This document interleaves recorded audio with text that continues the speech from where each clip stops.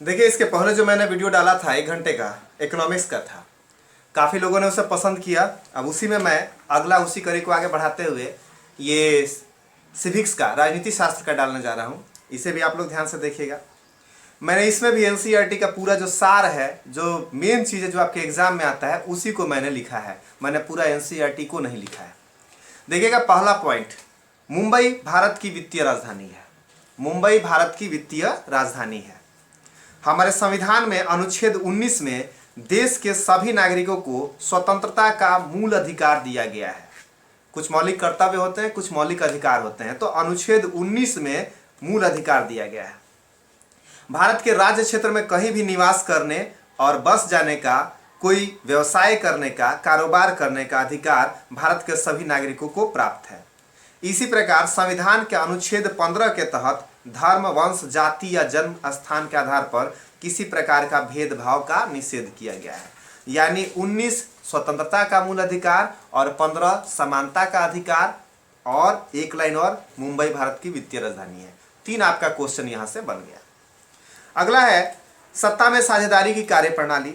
जब जाति, धर्म, रंग, भाषा आदि पर आधारित मानव समूहों को उचित पहचान एवं सत्ता में साझेदारी नहीं मिलती है तो इनके असंतोष एवं टकराव से सामाजिक विभाजन, राजनीतिक अस्थिरता, सांस्कृतिक ठहराव एवं आर्थिक गतिरोध उत्पन्न हो जाता है। यानी जब भी आपकी जनसंख्या ज़्यादा है लेकिन आपको राजनीति में, आपको ये सरकार बनाने में आपको पूरा स्थान नहीं मिल पाता है, तो आपके अंदर असंतोष की भावना आती है, जिसके कारण सामाजिक विभाजन हो जाता है। सरकार के 3 अंग हैं, पॉइंट है ये। सरकार के 3 अंग है, विधायिका, कार्यपालिका एवं न्यायपालिका।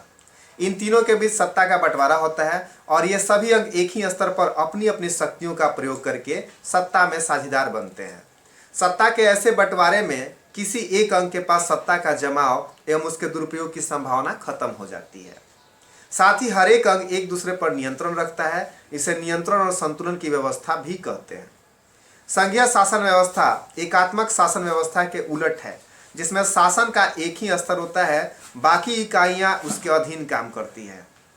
प्रांतीय इकाइयों को केंद्र सरकार के आदेशों का पालन करना पड़ता है। यहाँ पे सबसे मुख्य बात, पहला चीज आपको बताया गया मुंबई वित्तीय राजधानी।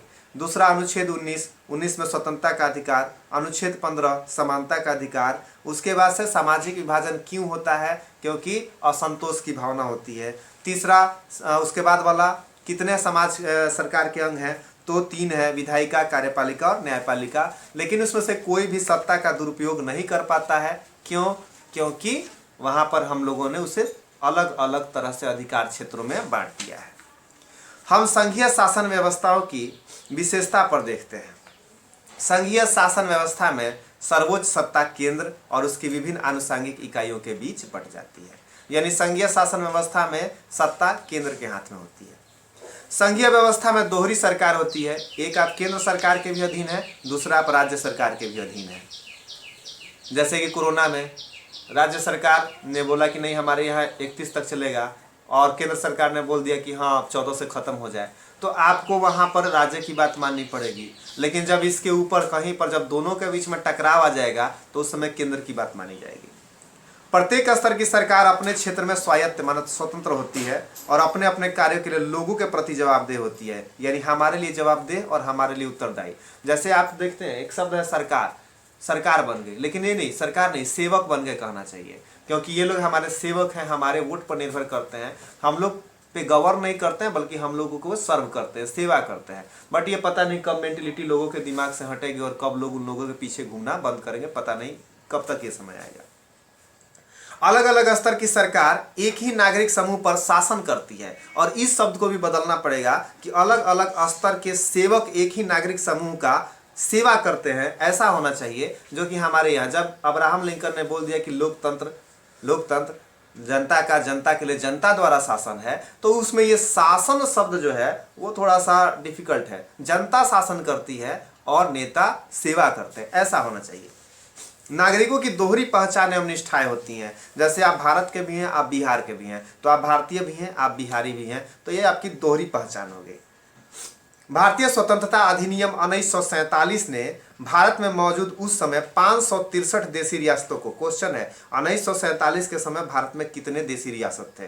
563 देसी रियासतों को यह अधिकार दिया कि वे भारत या पाकिस्तान में से किसी एक में शामिल हो सकते हैं या स्वतंत्र रह सकते हैं। तो हैदराबाद, जूनागढ़ और जम्मू कश्मीर ने उस समय अपने आप को स्वतंत्र रखना चाहा था। बाद में सरदार वल्लभ भाई पटेल ने उसे अपने कूटनीति से, अपने दिमाग से उसे अपने में मिला लिया और इस तरह से यह हैदराबाद और जूनागढ़ हम लोगों के साथ आ गया। संयुक्त राष्ट्र में जो जम्मू कश्मीर का मुद्दा फंसा वो थोड़ा सा अभी लंबा खींच रहा है। हालांकि जम्मू कश्मीर हमारा है, हमारा अंग है, हमारा ही रहेगा। ऐसी स्थिति में बड़ी संख्या में देसी रियासतें भारत में तभी शामिल हो सकती थी जब देश में संघीय शासन व्यवस्था हो। तो संघीय शासन व्यवस्था का महत्व क्या है ये आप समझ गए। देसी रियासत आपके साथ शामिल होना चाहती थी। किसी राज्य के अस्तित्व और उसकी भौगोलिक सीमाओं के स्थायित्व पर संसद का नियंत्रण होता है, जहां पर 543 अनपढ़ बैठकर आप सभी जो शिक्षित लोग हैं उन पर शासन करती है। वह किसी राज्य की सीमा या नाम में परिवर्तन कर सकती है। और क्यों परिवर्तन कर सकती है? क्योंकि उनको जाति धर्म के नाम पर आपके अंदर भेदभाव भर के अपना सत्ता जो है फैलाए रखना है। तो इस कारण से अलग अलग मुद्दा उठाती रहती है और लोगों के भावनाओं से खेलती रहती है। रोजगार व्यवसाय पे बात नहीं करेगी, वो सिर्फ नाम बदलना, फलाना का नाम बदल के ये रख दिया गया, उसका नाम बदल के ये रख दिया गया और गेम खेलते रहते हैं। 22 भाषाओं को भारतीय संविधान की 8वीं अनुसूची में रखा गया है। ये बात याद रखिएगा।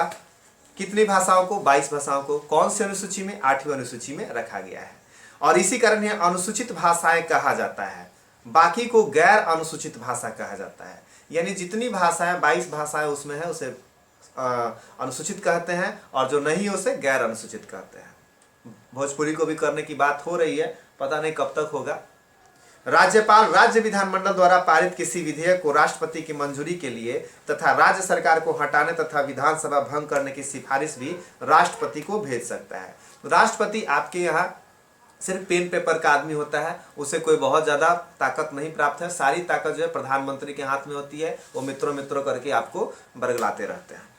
विशेष परिस्थिति में केंद्र सरकार राज्य सूची के विषयों पर कानून बना सकती है। विशेष परिस्थिति में केंद्र सरकार राज्य सूची के विषयों पर कानून बना सकती है। राष्ट्रीय स्तर पर पंचायती राज्य प्रणाली की विधिवत शुरुआत बलवंत राय मेहता समिति की, एकदम ध्यान से बात सुनिएगा। राष्ट्रीय स्तर पर पंचायती राज्य प्रणाली की विधिवत शुरुआत बलवंत राय मेहता की समिति के अनुशंसा के आधार पर अक्टूबर 1959 को राजस्थान के नागौर जिले से हुई थी। 1959 में ही आंध्र प्रदेश में पंचायती राज व्यवस्था लागू की गई। इसके बाद देश के अन्य राज्यों में भी पंचायती राज संस्थाओं की स्थापना होने लगी। तो पहली बात पंचायती राज व्यवस्था बलवंत राय मेहता समिति की सिफारिश थी।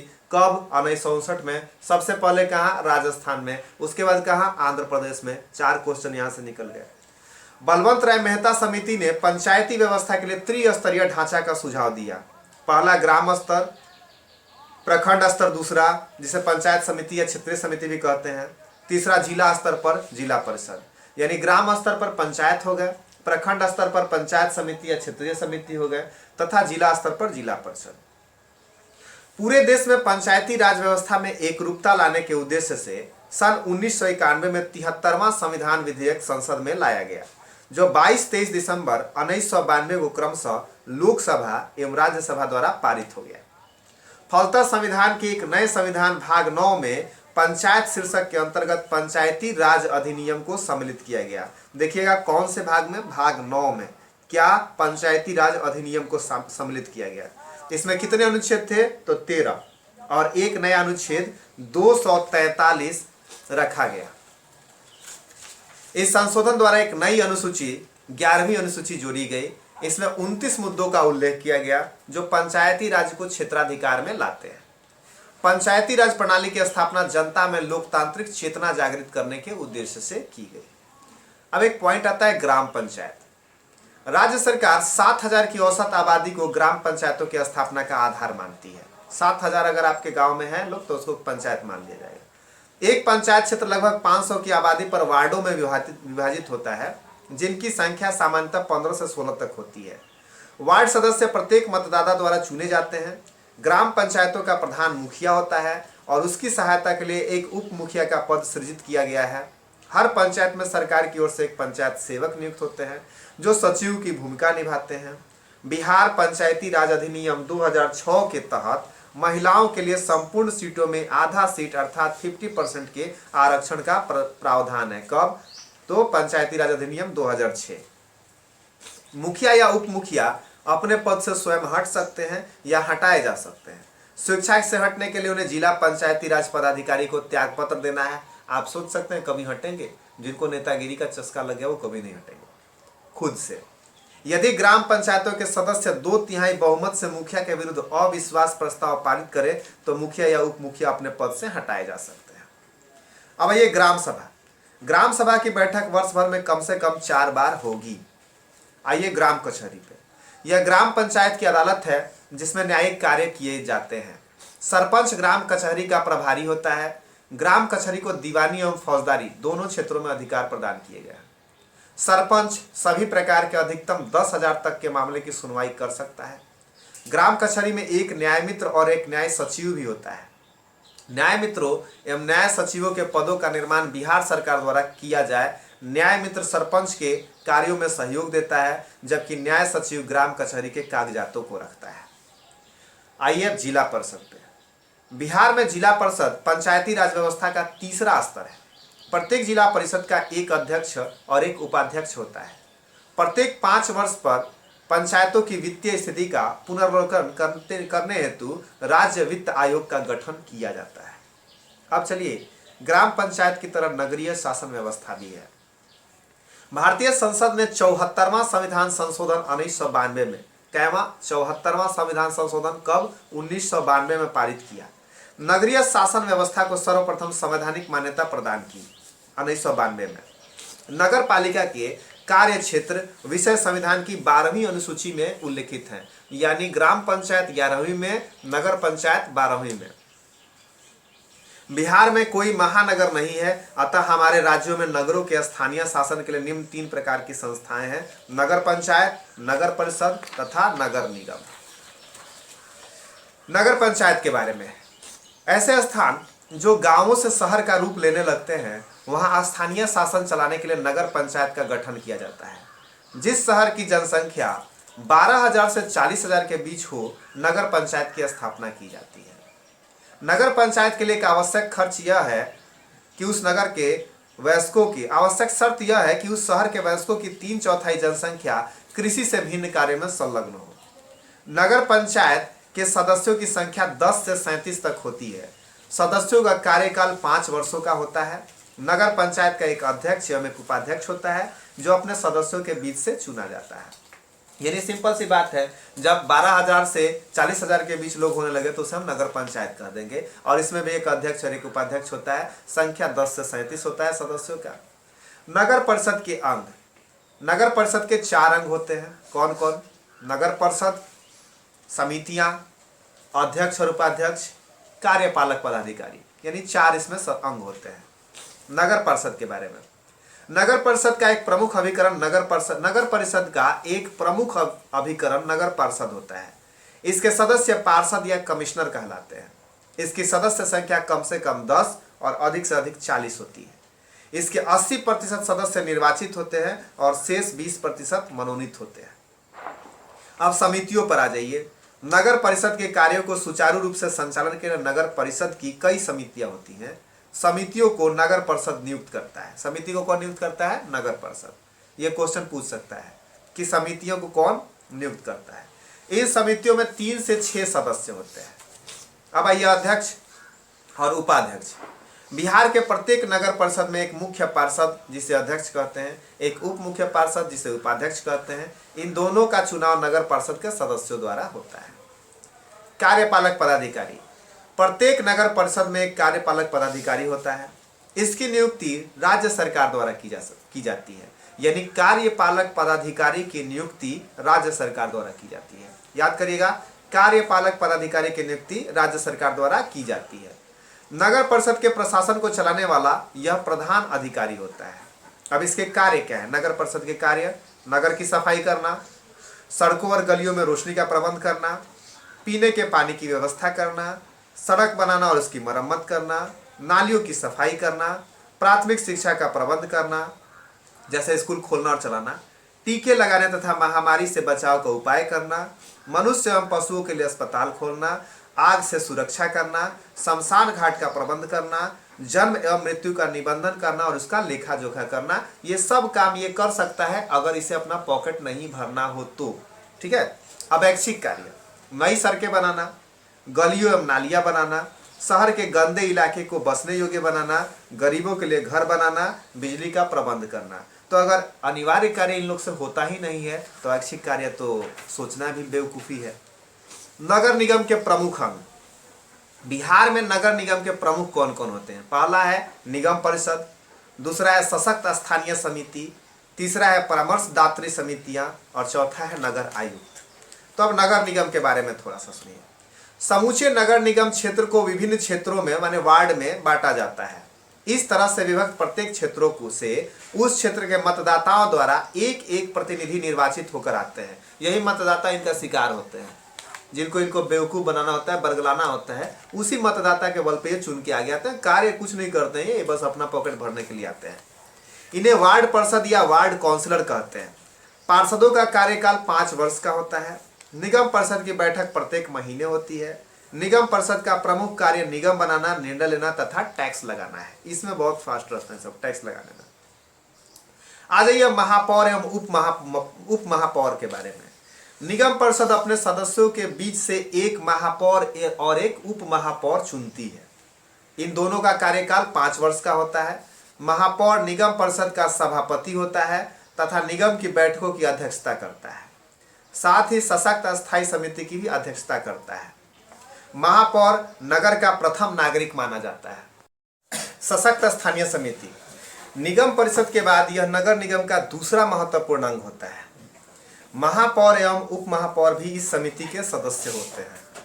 इस समिति की अध्यक्षता महापौर द्वारा की जाती है। यानी क्वेश्चन पूछा जा सकता है कि सशक्त स्थानीय समिति की अध्यक्षता कौन करता है? आंसर महापौर होगा।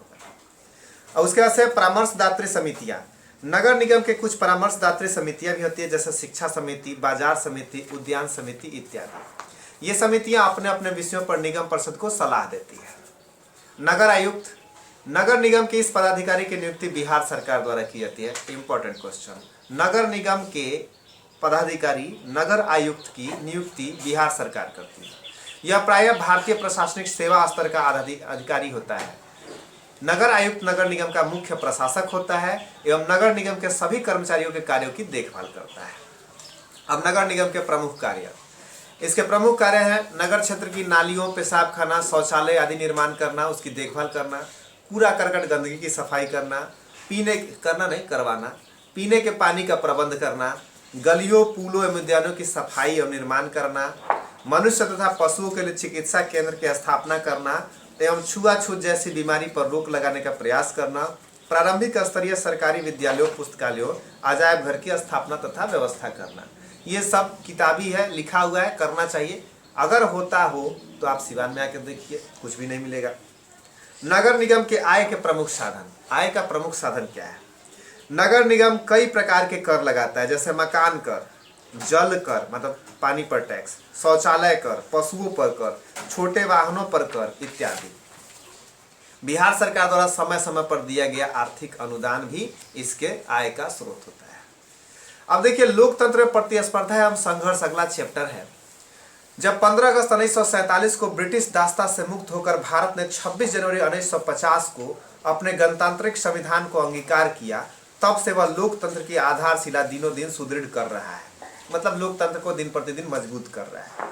19वीं शताब्दी के 7वें दशक के दौरान भारत में अनेक तरह के सामाजिक और जनप्रिय जनसंघर्षों की उत्पत्ति हुई, जिसने लोकतंत्र के मार्ग प्रशस्त किए। यानी जनसंघर्ष भी लोकतंत्र को मजबूत करता है।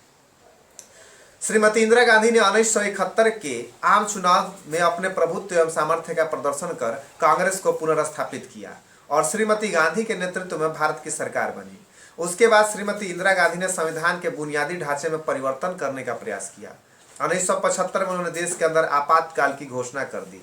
जिस ढंग से लोकतंत्र का विश्लेषण किया, उसके विरोध में सरकार विरोधी जनसंघर्ष तेज हुए और यह जनसंघर्ष लोकतंत्र को बड़े पैमाने पर प्रभावित किए। इस तरह के जनसंघर्ष लोकतंत्र विरोधी सरकार को हटाकर लोकतांत्रिक सरकार को स्थापित करने का प्रयास करते हैं। जैसा कि 1977 में केंद्र में जनता पार्टी की सरकार की स्थापना के समय हुआ। और ये हमेशा से होता है, जो भी सरकार बहुत ज़्यादा हाईलाइटेड हो जाती है, बहुत ज़्यादा नाम कमा लेती है, धीरे धीरे उसके अंदर अहंकार आ जाता है, और अहंकार आने के बाद से वह इस तरह के कार्य करती है कि लोगों में विरोध फैल जाता है। तो श्रीमती इंदिरा गांधी भी काफ़ी लोकप्रिय थी और उस समय भी विरोध हुआ, और विरोध के बाद से आपातकाल। अब सेम वही कंडीशन अभी भी होने जैसा लग रहा है, क्योंकि ये जो अभी केंद्र में सरकार है वह भी इसी तरह से लोकप्रिय है, और वो भी अब कुछ ऐसे ऐसे काम करना शुरू कर दी है कि लोगों के अंदर विरोध फैल रहा है। अगर सभी मुद्दों पर गला फाड़ फाड़ के चिल्लाने वाली सरकार रोजगार के मुद्दे पर एकदम शांत हो जाती है, जिसके कारण से बहुत सारे यूट्यूब पे शिक्षकों ने उसका विरोध किया, और अंततः क्या हुआ, एनटीपीसी का आपका एग्जाम का आ गया डेट की, इस समय से होगा, सारे उसके बाद से वैकेंसी जिसको दाब कर रखा गया था सब लाइन पर आने लगे। क्यों? क्योंकि नेताओं को जब तक आप नहीं दिखाएगी कि मैं तुम्हें गद्दी से उठाकर सड़क पर ला दूंगा, तब तक ये लोग कुछ नहीं करते हैं। तो ये पता नहीं हमारे देश के लोगों को कब पता चलेगा अपने वोट का, मताधिकार का कितना ताकत है, कितना उसको यूज किया जा सकता है, ये किस दिन समझेंगे लोग, ये मुझे नहीं समझ में आता है। बिहार में छात्र आंदोलन हुआ था। 1971 के आम चुनाव में सत्तारूढ़ कांग्रेस ने गरीबी हटाओ का नारा दिया, बाद में वो गरीब हटाओ हो गया, गरीबी हटाओ का नारा दिया। लोकसभा में बहुमत प्राप्त कर केंद्र में सरकार निर्माण किया गया, लेकिन 1971 से 72 के बाद के वर्षों में देश की सामाजिक आर्थिक दशा में कोई सुधार नहीं हुआ। चाहे आप सत्ता में किसी भी सरकार को बैठा दीजिए, सामाजिक और आर्थिक कभी भी स्थिति नहीं सुधरेगी। आज कांग्रेस विपक्ष में तो वो कह रहा है कि मैं सुधार दूंगा, कल वो आ जाएगी सत्ता में तो बीजेपी बोलेगा कि मैं सुधार दूंगा, लेकिन ये लोग कभी नहीं सुधार सकते हैं, इनको अपना पॉकेट भरना होता है। बांग्लादेश में आए शरणार्थियों के चलते अर्थव्यवस्था और लड़खड़ा गई। अंतर्राष्ट्रीय स्तर पर भी बांग्लादेश की स्थापना के बाद संयुक्त राज्य अमेरिका ने भारत को हर तरह की सहायता पर पाबंदी लगा दी। इसके बारे में हम लोग हिस्ट्री में बात करेंगे कि बांग्लादेश की स्थापना होने पर क्यों हम पर अमेरिका ने बैन लगा दिया। अंतर्राष्ट्रीय बाजार में तेल की कीमतों में काफी वृद्धि हो गई, भारत की आर्थिक स्थिति असंतुलित हो गई। 1972-73 में मानसून की असफलता के चलते पूरे देश में कृषि की पैदावार में काफी कमी आई, परिणाम स्वरूप पूरे देश में असंतोष का माहौल था। बिहार के छात्रों ने अपने आंदोलन के लिए जयप्रकाश नारायण को आमंत्रित किया, बिहार के थे। जयप्रकाश नारायण ने छात्रों का निमंत्रण इस शर्त पर स्वीकार किया कि आंदोलन हिंसात्मक नहीं होगा, अहिंसात्मक रहेगा। जयप्रकाश नारायण की संपूर्ण क्रांति का उद्देश्य, उन्होंने संपूर्ण क्रांति का नारा दिया था, भारत सच्चे लोकतंत्र के स्थापित करना चाहता था। जयप्रकाश नारायण ने 1975 में दिल्ली में आयोजित संसद मार्च का नेतृत्व किया। राजधानी दिल्ली में अब तक इतनी बड़ी रैली का आयोजन कभी नहीं हुआ था। इंदिरा गांधी की मान्यता थी कि यह आंदोलन के प्रति व्यक्तिगत विरोध से प्रेरित थी। थोड़ा सा जब ईगो आ जाता है तो लोग को यही लगता है। 12 जून 1975 को इलाहाबाद उच्च न्यायालय ने एक ऐतिहासिक निर्णय देकर इंदिरा गांधी के निर्वाचन को अवैधानिक करार दिया। तो उच्च न्यायालय के तरफ से उस समय, आजकल तो न्यायालय भी अगर पास करता है कि भैया आप अगर दोषी नहीं हैं, आपको जब SC/ST एक्ट में जब बताया गया कि आप पर दोष साबित हो जाएगा तब आपको जेल दिया जाएगा, लेकिन यहाँ पे वोट के ऐसे पुजारी बैठे हुए हैं कि वो कहते हैं नहीं नहीं विधेयक लगा के इसको हटाओ। तो आजकल न्यायालय की भी बहुत, उसे भी पिंजरे में बंद तोते की तरह कर दिया गया है। दलित पैंथर्स महाराष्ट्र के दलितों के सामाजिक आर्थिक बदलावों से संबंधित है। डॉक्टर अंबेडकर ने हिंदू जाति व्यवस्था के ढांचे से बाहर दलितों को समाज में गरिमापूर्ण स्थान दिलाने का अथक प्रयास किया, या सिंपल ये भी कह सकते हैं मेरे लैंग्वेज में कि भारतीय समाज को थोड़ा तोड़ने का प्रयास किया। इस समुदाय ने भारतीय समाज में लंबे अरसे तक क्रूरतापूर्ण जातिगत अन्याय सहन किया था। बिल्कुल सही बात है, दलित लोगों ने अन्याय तो सहन किया था, लेकिन यदि आप समाज में सुधारक हैं तो आप उस स्थिति से लड़िएगा, लड़कर आप उसे सुधारने की कोशिश करिएगा, आप उस व्यवस्था से डरकर भागिएगा नहीं। और इन्होंने उसे तोड़ने का अलग, आप जब पढ़िएगा हिस्ट्री में तो आपको पता चलेगा कि जिस तरह से मुस्लिम लीग की स्थापना हुई थी, इनकी मांग थी कि दलित लीग की भी स्थापना की, यानी विरोध नहीं, मैदान छोड़ के भागने जैसी बात थी।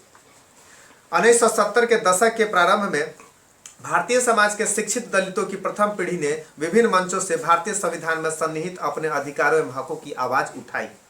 अच्छी बात है, हर समाज को अपने लिए अधिकार के लिए आवाज उठानी चाहिए। शिक्षित दलितों की इस पीढ़ी ने ज्यादातर शहर की झुग्गी बस्तियों में पलकर बड़े हुए दलित थे। इसी क्रम में महाराष्ट्र में दलित हितों की दावेदारी के लिए 1972 में दलित युवाओं का एक संगठन बना, जिसे दलित पैंथर्स कहा गया।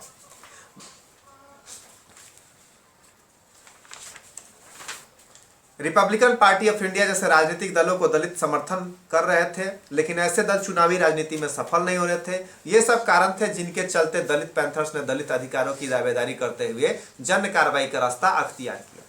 महाराष्ट्र के विभिन्न क्षेत्रों में दलितों पर बढ़ रहे अत्याचारों से लड़ना दलित पैंथर्स की मुख्य जिम्मेदारी थी। वास्तव में दलितों के साथ काफी अन्याय हुआ था और उस अन्याय के बारे में अगर बात किया जाए तो रोआ रोआ खड़ा हो जाता है। 1989 में सरकार द्वारा एक व्यापक कानून के अंतर्गत दलितों पर अत्याचार करने वाले पर कठोर दंड का प्रावधान किया गया। यह भी बिल्कुल सही है, अगर कोई अत्याचार करते हुए पकड़ा जाए तो उस पर कठोर से कठोर कार्रवाई करनी चाहिए। बाद में दलित पैंथर्स के बृहत विचारात्मक कार्यक्रम अपनाए, जैसे जाति प्रथा उन्मूलन। काफी सही चीज है, ये होना चाहिए, जातिगत बात ही नहीं होनी चाहिए, देश से जाति प्रथा को खत्म कर देना चाहिए। भूमिहीन गरीब किसानों की समस्याओं का निराकरण तथा शहरों के औद्योगिक मजदूरों और दलितों की प्रतिदिन हो रहे शोषण की समाप्ति इत्यादि। तो ये सारे विचार काफी अच्छे थे, लेकिन हिंसा के साथ होना अच्छा नहीं होता है। भारतीय किसान यूनियन। भारतीय किसान यूनियन के प्रमुख महेंद्र सिंह टिकैत थे। इंपॉर्टेंट क्वेश्चन, भारतीय किसान यूनियन के प्रमुख कौन थे? महेंद्र सिंह टिकैत। एवं इसके राष्ट्रीय समायोजन समिति के संयोजक एम युद्धवीर सिंह थे। कौन थे? वीर सिंह, एम युद्धवीर सिंह, जिन्होंने यह चेतावनी दी थी कि यदि भारत ने कृषि के विश्व व्यापार संगठन के दायरे से बाहर रखने के लिए आवश्यक कदम नहीं उठाया तो देश के इसके आर्थिक सामाजिक परिणाम भुगतने होंगे। महाराष्ट्र के शेतकारी संगठन ने किसानों द्वारा संचालित आंदोलनों को शहरी औद्योगिकरण क्षेत्र के विरुद्ध ग्रामीण कृषि क्षेत्र का संग्राम घोषित कर दिया। अब देखिए, नर्मदा बचाओ आंदोलन काफी अच्छा और काफी नामी है, मेधा पाटकर के द्वारा किया गया था। 1980 के बाद 8वें दशक के प्रारंभ में मध्य भारत में नर्मदा घाटी के विकास परियोजना के तहत गुजरात, महाराष्ट्र और मध्य प्रदेश से गुजरने वाली नर्मदा और इसकी सहायक नदियों पर 30 बड़े बांध, 135 मझले बांध तथा 300 छोटे बांध बनाने का सरकार ने बिल पास किया। ग्रामीणों को लग रहा था कि उन्हें दी गई मजदूरी में भारी घपला हो रहा है। पड़ोसी देशों में जन संघर्ष एवं आंदोलन भी इसमें अब थोड़ा सा हम लोग पढ़ेंगे। नेपाल में लोकतंत्र 1990 के दशक में कायम हुआ। 2005 में राजा ज्ञानेंद्र ने तत्कालीन प्रधानमंत्री को अपदस्थ ही नहीं किया बल्कि जनता द्वारा निर्वाचित सरकार को भंग कर दिया।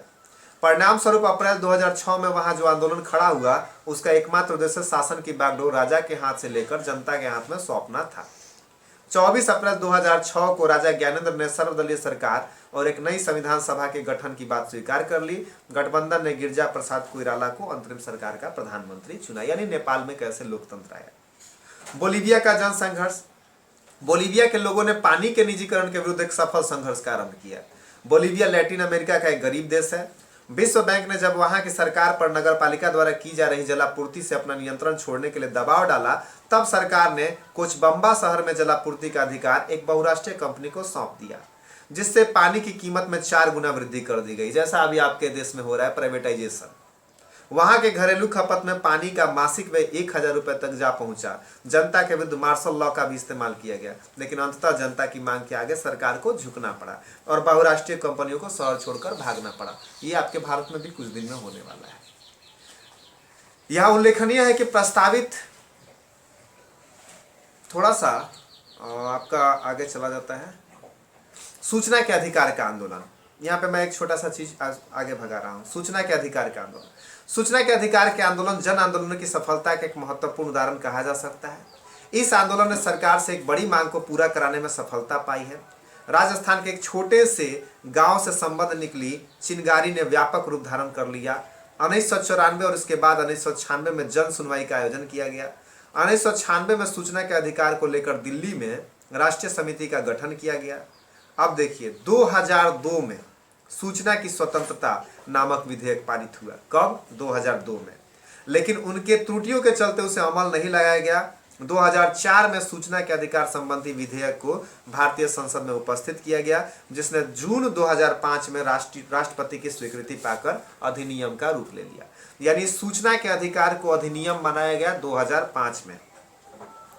अब देखिएगा, श्रीलंका में लोकतंत्र के लिए संघर्ष। भारत के दक्षिण में अवस्थित श्रीलंका दक्षिण एशिया का एक प्रमुख राष्ट्र है। 1948 में इसकी स्वतंत्रता से लेकर अब तक वहां लोकतंत्र स्थापित है। फिर भी श्रीलंका एक गंभीर जातीय समस्या का शिकार बना हुआ है। बांग्लादेश में लोकतंत्र के लिए संघर्ष। 1971 में बांग्लादेश का निर्माण हुआ। अपने देश का संविधान बनाकर उसने अपने आप को धर्मनिरपेक्ष, लोकतांत्रिक तथा समाजवादी देश घोषित कर दिया। 1975 में शेख मुजीबुर रहमान ने वहां के संविधान में संशोधन लाकर संसदीय शासन के स्थान पर अध्यक्षीय शासन प्रणाली को मान्यता दिलाई। वहां अवामी लीग पार्टी को छोड़कर अन्य सभी राजनीतिक दलों को समाप्त कर दिया गया। परिणाम स्वरूप जबरदस्त तनाव और संघर्ष की स्थिति उत्पन्न हुई। अगस्त 1975 में सेना ने उनके विरुद्ध बगावत कर दी, वे मारे गए। तब से लेकर दिसंबर 2008 को बांग्लादेश में आम चुनाव हुए। पूर्व प्रधानमंत्री शेख हसीना और उनकी पार्टी अवामी लीग के नेतृत्व वाले गठबंधन को संसदीय चुनाव में ऐतिहासिक सफलता मिली और अब वहां पर लोकतंत्र है। राजनीतिक दल का अर्थ क्या होता है? भारत में दलीय व्यवस्था की शुरुआत 1885 में भारतीय राष्ट्रीय कांग्रेस की स्थापना से मानी जाती है। विश्व में सर्वप्रथम राजनीतिक दलों की उत्पत्ति ब्रिटेन में हुई। यहाँ 1668 में गौरवपूर्ण क्रांति के बाद हीग और टोरी नामक दो राजनीतिक दलों की नींव पड़ी, जो बाद में हीग अदालत एवं टोरी अनुदार दल के नाम से जाना गया। राजनीतिक दल के कार्य क्या है? तो देखिएगा, इसे लोकतंत्र का प्राण कहा जाता है क्योंकि इसके कार्य ही महत्वपूर्ण है। पहला है नीति और कार्यक्रम तय करना कि किस नीति पे चलना है, क्या कार्यक्रम करना है। दूसरा शासन का संचालन, तीसरा चुनाव का संचालन और चौथा लोकमत का निर्माण, यानी शासन का भी संचालन करेंगे, चुनाव की भी संचालन करेंगे और लोकमत का निर्माण, किसी नेता के पक्ष में लोगों को लाएंगे।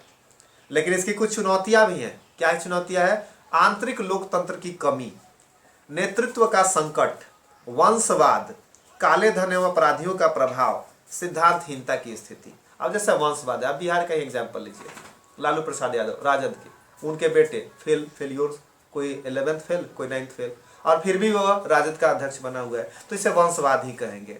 इस तरह से वंशवाद चलते रहता है। कांग्रेस को ले लीजिए, क्या वहाँ पे एक ही खानदान ने सारा काम किया है, उसमें अन्य नेता अच्छे नहीं है, तो वंशवाद चल रहा है। राहुल गांधी को आप नेता बना के सामने लाएंगे तो क्या होगा? ये वंशवाद है। और सिद्धांतहीनता, बहुत सिद्धांतहीन लोग हैं। आज बोलेंगे कि ये करेंगे, कल बोलेंगे कि ये करेंगे। जैसे मोदी ने कहा था, नरेंद्र मोदी ने, कि मैं कभी प्राइवेटाइज नहीं करूंगा रेलवे को, और उसको कर दिया। तो सिद्धांतहीन व्यक्ति है। तो इस तरह के लोग अगर सत्ता में आते हैं तो यही चीज होगा। सरकार एवं जनता के बीच मध्यस्थ का कार्य राजनीतिक दल का सबसे महत्वपूर्ण कार्य है और लोगों को वो राजनीति के लिए प्रशिक्षित करता है। कुछ दलीय कार्य होते हैं, इसके अलावा राजनीतिक दल कुछ गैर राजनीतिक कार्यों को भी करता है। देखिएगा, लोकतंत्र में राजनीतिक दल की आवश्यकता क्यों होती है? राजनीतिक दल को लोकतंत्र का प्राण कहा जाता है। किसी भी शासन व्यवस्था में किसी भी समस्या पर हजारों लोग अपना विचार रखते हैं, किंतु इन विचारों और दृष्टिकोण का कोई मतलब नहीं रह जाता जब तक इन विचारों को किसी दल के विचारों से न जोड़ा जाए। राजनीतिक दल देश के लोगों की भावना और विचारों को जोड़ने का काम करते हैं। अब देखिएगा, प्रत्येक आदमी जो होते हैं, कभी किसी का कुछ विचार रहता है, कभी किसी का कुछ विचार रहता है। उन विचारों को जब हम एक साथ कर देते हैं तो इसी को हम लोग राजनीतिक दल कहते हैं। अब राजनीतिक दल की एक कमी भी है। क्या है? अवसरवादी गठबंधन। देखिए, जो मैं उसकी कमी बता रहा हूँ उसको राजनीतिक दल की चुनौती में रखिएगा, जो मैं उसकी खूबी बता रहा हूँ उसके कार्य में रखिएगा। बात को थोड़ा ध्यान से धीमा करके सुन लीजिएगा। अवसरवादी गठबंधन, जैसे आप एग्जाम्पल ले लीजिए नीतीश कुमार का। पिछले बार इलेक्शन में जब उन्होंने जीते थे तो वो किसके साथ? राजद के साथ गठबंधन किया था। जैसे ही उनको लगा कि नहीं, मेरे उम्मीदों पर पानी फिर रहा है, मुझे दबाया जा रहा है, या ये दोनों अपने आप को आगे कर रहे हैं, तो उन्होंने क्या किया? ड्रॉप किया। और उस समय भाजपा मुंह खोल के खड़ा था, तुरंत उसने वहां पे गठबंधन किया और अपना समय बना लिया। अब उसके बाद से फिर अभी अवसरवादी, तो इससे हम लोग कहते हैं अवसरवादी गठबंधन, जहां पर आप गठबंधन करके सरकार में आ जाते हैं, सिद्धांत तख्ते पे चले जाती है। राजनीतिक दलों को प्रभावशाली बनाने के लिए कुछ सुझाव भी हैं। जैसे पहला, दल बदल कानून पर रोक होना चाहिए, न्यायपालिका के आदेश का पालन होना चाहिए, राजनीतिक दलों में आंतरिक लोकतंत्र बहाल होना चाहिए और चुनाव का खर्च सरकार को उठाना चाहिए, तथा साथ ही साथ महिलाओं और युवाओं को उसमें हिस्सा लेना चाहिए। राजनीति में यदि महिला और ये युवा नहीं आएंगे तो उनके बारे में कोई सोचेगा नहीं। जितने भी ये 80 पार लोग अभी बैठे हुए हैं संसद में, इसी कारण से रोजगार कम मिल रहा है, क्योंकि 80 पार लोग पेंशन की बात सोचेंगे, रोजगार की नहीं सोचेंगे। तो जब तक युवा लोग नहीं आएंगे राजनीति में, तब तक रोजगार युवाओं को नहीं मिलेगा। बस इतना ही।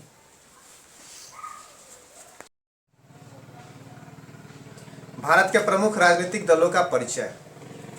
राष्ट्रीय राजनीतिक दल की मान्यता प्राप्त करने के लिए राजनीतिक दलों को लोकसभा या विधानसभा के चुनावों में 4 या अधिक राज्यों द्वारा कुल डाले गए वैध मतों का 6% प्राप्त करने के साथ किसी राज्य या राज्य से लोकसभा की कम से कम 4 सीटों पर विजयी होना आवश्यक है। ये शर्त है, या लोकसभा में कम से कम 4 सीटों पर विजयी होना आवश्यक है, या लोकसभा में कम से कम 2% सीटें अर्थात 11 सीटें जीतना आवश्यक है, जो कम से कम 3 राज्यों से होनी चाहिए।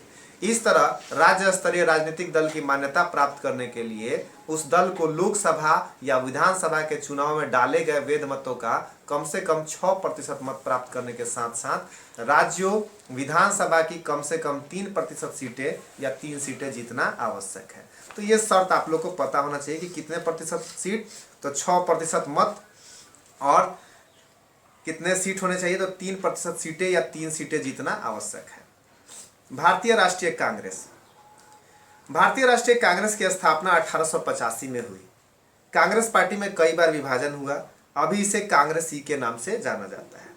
कांग्रेस एक धर्मनिरपेक्ष पार्टी है। यह विश्व के पुराने राजनीतिक दलों से एक है। इसने स्वतंत्रता प्राप्ति के बाद से 1971 तक और 1980 से 1989 तक देश पर शासन किया है। 2004 से संयुक्त प्रगतिशील गठबंधन यूपीए बनाकर यह देश पर शासन कर रहा था। भारतीय जनता पार्टी 1980 में भारतीय जनसंघ के स्थान पर भारतीय जनता पार्टी का गठन हुआ। भारतीय जनता पार्टी के प्रथम अध्यक्ष अटल बिहारी वाजपेयी थे। भारतीय कम्युनिस्ट पार्टी। भारत में भारतीय कम्युनिस्ट पार्टी की स्थापना 1950 ईस्वी में S.A. डांगे ने किया था। ये याद रखिए, सब जितना लाइन बोल रहे हैं याद करने वाला है। भारतीय कम्युनिस्ट पार्टी मार्क्सवादी। 1964 में साम्यवादी दल में विभाजन हो गया और एक नए दल भारतीय कम्युनिस्ट पार्टी का जन्म हुआ। बहुजन समाजवादी पार्टी बसपा। बहुजन समाजवादी पार्टी का जन्म अखिल भारतीय पिछड़ी एवं अल्पसंख्यक समुदाय कर्मचारी महासंघ से हुआ। इसकी स्थापना 1948 में कांसीराम ने किया। राष्ट्रवादी कांग्रेस पार्टी राकापा 1999 में भारतीय राष्ट्रीय कांग्रेस से विभाजित होकर राष्ट्रवादी कांग्रेस पार्टी की स्थापना हुई। राष्ट्रीय जनता दल 1997 में जनता दल में विभाजन हो गया और बिहार के तत्कालीन मुख्यमंत्री श्री लालू प्रसाद के नेतृत्व में राष्ट्रीय जनता दल का गठन हुआ। जनता दल यूनाइटेड 1999 में जनता दल से विभाजन होकर शरद यादव के नेतृत्व में जनता दल यूनाइटेड का गठन हुआ। बाद में जॉर्ज फर्नांडिस के नेतृत्व वाला समता पार्टी का जनता दल यूनाइटेड में विलय हो गया। लोजपा लोक जनशक्ति पार्टी वर्ष 2000 में रामविलास पासवान के नेतृत्व में लोक जनशक्ति पार्टी का गठन हुआ। समाजवादी पार्टी मुलायम सिंह के नेतृत्व में 1992 में समाजवादी पार्टी का गठन हुआ। झारखंड मुक्ति मोर्चा झारखंड मुक्ति मोर्चा का गठन 1973 में तत्कालीन बिहार में हुआ था। झारखंड राज्य बनाने के बाद इस मोर्चा का मुख्य जनाधार झारखंड राज्य में है। इसका अस्तित्व उड़ीसा पश्चिम बंगाल राज्यों में भी देखने को मिलता है। अब देखिए लोकतंत्र की चुनौतियां क्या है। तो लोकतंत्र की मुख्यतः चुनौतियां क्या है। लोकतंत्र की मुख्य चुनौती है गरीबी। सबसे पहली चुनौती उसकी गरीबी है। दूसरी चुनौती उसकी क्या है, तो दूसरी चुनौती है अशिक्षा। तीसरी चुनौती क्या है कि लोगों को अपने अधिकारों के बारे में नहीं पता है, अर्थात अशिक्षा। तो लोग अपने अधिकार के बारे में जान जाएंगे तो लोकतंत्र के प्रति भी जानकार हो जाएंगे और अपने कार्य को करने लगेंगे। तो अगर आपसे पूछा जाए कि लोकतंत्र की चुनौतियां क्या है, तो पहला तो लिख दीजिएगा जनसंख्या वृद्धि, क्योंकि उन्हीं को बरगलाया जा सकता है जिनके पास मजबूरी होती है। और मजबूरी कब आएगी, बड़ी जनसंख्या जिसके पास पेट पालने के लिए साधन नहीं हो। दूसरा अशिक्षा, जो बेवकूफ़ होते हैं उनको कोई भी बरगला सकता है। तीसरी चीज होती है आपकी गरीबी। गरीब लोग को कहीं पर भी आप कुछ भी देकर फुसला सकते हैं। चौथी चीज आतंकवाद। आतंकवाद लोकतंत्र के लिए सबसे बड़ी चुनौती है, क्योंकि आप कहीं पर भी सोचते हैं कि आप कुछ अच्छा करने जा रहे हैं, लेकिन आप पर एक भ्रम है, अचानक से कुछ भी आकर किसी भी आतंकवादी ने हमला कर दिया तो आपका सारा सोचा समझा चीज खत्म हो जाता है। तो आतंकवाद। उसके बाद लोकतंत्र के लिए चुनौती है संप्रदायवाद। लोग अपने अपने संप्रदाय के प्रति इतने कट्टर हो जाते हैं कि दूसरे संप्रदाय के लिए वो कुछ सोचना ही नहीं चाहते हैं। उसके बाद आता है वंशवाद। एक वंश चल रहा है, वही वंश उस पूरे पार्टी को ढोए जा रहा है, इसे वंशवाद कहते हैं। जातिवाद। लोग जातिवाद के कारण एक दूसरे से रिलेट नहीं कर पाते हैं। ये मन सोच ही नहीं पाते हैं कि ये आदमी हमारे साथ अच्छा करेगा, क्योंकि वो मेरी जाति अलग है।